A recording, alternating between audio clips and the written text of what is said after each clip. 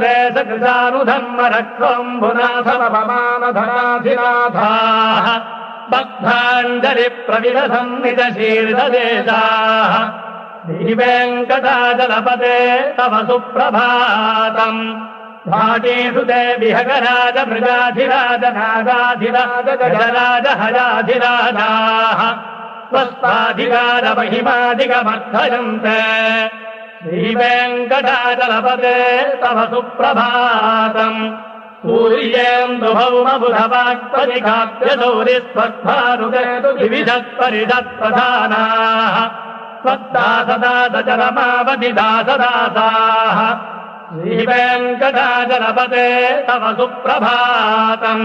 त्वत्पादधूलिभरितस्फुरितोत्तमाङ्गाः स्वगापवर्गनिरपेक्षनिरान्तरङ्गाः कल्पागमाकलनजा